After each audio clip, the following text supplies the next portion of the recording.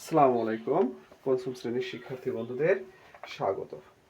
আমি ধারাবাহিকভাবে পঞ্চম শ্রেণীর বইটি তোমাদেরকে দেখাবো। আজকে শুরুতেই আমরা গুণ দিয়ে শুরু করব। দেখো বন্ধুরা, গুণ। তাহলে গুণ তো নিশ্চয়ই আমরা ক্লাস চতুর্থ শ্রেণীতে শিখে এসেছি। তাহলে আমরা একটু শিখব, সেটা হলো কিছু সূত্র। দেখো, গুণফল সমান কি? গুণফল সমান গুণ্য গুণন গুণক। গুণ্য গুণন গুণক, গুণ্য আর গুণক গুণ করলে গুণফল হয়ে যায়। এখন তোমাদের প্রশ্ন এভাবে আসে অনেক সময়, তাহলে গুণ্য সমান কত? গুণ্য সমান কত? দেখো, আমরা জানি গুণ যদি সমানের এই পাশে আসে তখন সে ভাগ হয়ে আসে। তাহলে আমরা সহজেই বের করতে পারি। তাহলে গুণ্যকে রেখে দেবো আর গুণককে সমানের এই পাশে পাঠাবো। তাহলে কি হয়? গুণফল ভাগ গুণক। দেখো, ঠিক আছে। আবার আসতে পারে এরকম, গুণক সমান কত? গুণক সমান কত? তাহলে দেখো, গুণকরে রেখে যদি তুমি গুণকের সমানের এই পাশে পারি তখন কি হয়ে যায়? ভাগ হয়ে যাবে। কার সাথে? গুণফলের সাথে। গুণফল ভাগ গুণ্য।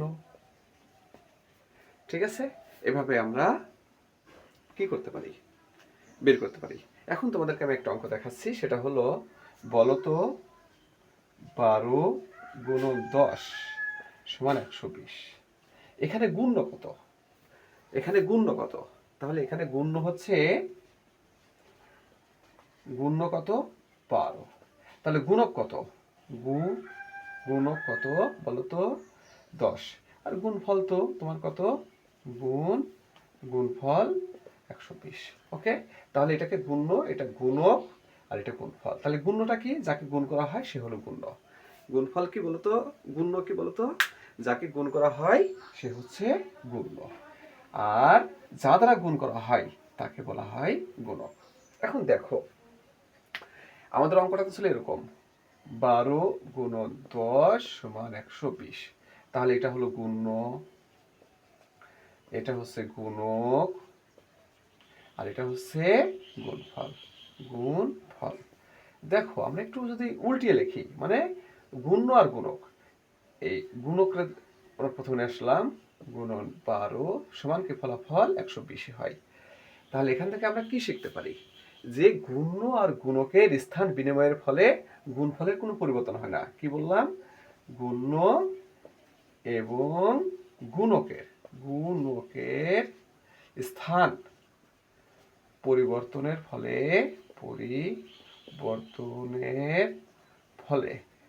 গুণফলের কোনো পরিবর্তন হয় না। কোনো পরিবর্তন হয় না। তার মানে গুণ্য আর গুণক যদি স্থান পরিবর্তন করে সেক্ষেত্রেও গুণফলের কোনো পরিবর্তন হয় না। তাহলে দেখো, তাহলে গুণ্যটা কি? গুণ্য বলতে আমরা কি বুঝি? গুণ্য হলো যাকে গুণ করা হয়,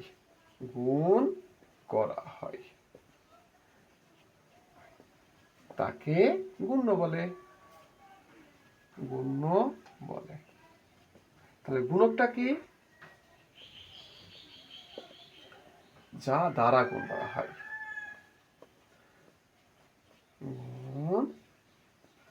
করা হয়। তাকে গুণক বলে।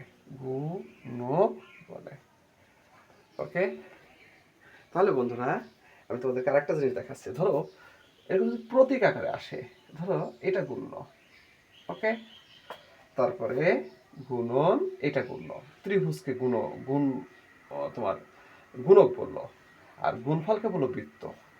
বললো এরকম হলে হলে ঠিক আছে, গুণ্য গুণন গুণক সমান গুণফল। তার মানে এটা হলো গুণ্য, এটা গুণক, এটা গুণফল। এরকম যদি হয়, দিয়ে তোমাকে বললো, বলো তো তাহলে এই তোমার গুণ্য সমান কত? এভাবে আসতে পারে। তাহলে আমরা তো জানি যে আমরা যদি গুণের এই পাশ থেকে গুণকে যদি আমরা সমানের ওই পাশে নেই, অর্থাৎ স্থান বিনিময় করি, তাহলে গুণ কি হয়ে যায়? স্থান বিনিময়ের ফলে ভাগ হয়ে যায়। তাহলে এর উত্তরটা কি হবে? এই বর্গ সমান কি হবে? বৃত্ত ভাগ ত্রিভুজ। ওকে, আবার বলতে পারে বলো তো ত্রিভুজ সমান কত। একই কথা, আমরা এই গুণকে স্থান বিনিময় করব। স্থান বিনিময় করলে কি হয়, গুণ যদি স্থান বিনিময় করে তাহলে সে ভাগ হয়ে যায়। তাহলে কি হবে, বৃত্ত ভাগ কি হবে, এই দেখো বর্গ। ঠিক আছে, এভাবে আসতে পারে। তাহলে আমরা বুঝলাম প্রতীক আকারেও গুণ্য এবং গুণক আসতে পারে। তো বন্ধুরা, এখন আমি তোমাদেরকে একটা গুণ দেখাবো। সেটা কিরকম দেখো, 7 3 4, একে আমরা গুণ করবো 2 5 6 দিয়ে। দেখো তাহলে গুণ কিভাবে করে, প্রথমে একক দিয়ে সবাইকে গুণ করতে হয়, তাই না? এখানকার একক, দশক, শতক তিনজনকে আমরা গুণ করবো। কোন কি দিয়ে, একক দিয়ে। একক কে আছে, 6। তাহলে 6 4 সাথে গুণ দিলে কত হয়, 4 6 24 4, হাতে 2 থাকে, তাই তো? এখন দেখো 3 6 18, 18 2 20, 20 শূন্য, হাতে 2। ওকে, এটা শেষ। তাহলে দেখো হাতে 2 আছে, তাহলে 6 7 42, 42 7 2 44। এখন আমরা দেখো এই 5 দশমাংশ দিয়ে গুণ করবো। কোনটা, এটা কিন্তু 5 দশমাংশ। 5 দশমাংশ মানে কি, 50। তাহলে 50-এর শূন্যটাকে আমরা আগে নিয়ে নেই। দেখো এই শূন্য এখানে নিয়েছি। তাহলে এখন গুণ দিই আমরা সরাসরি।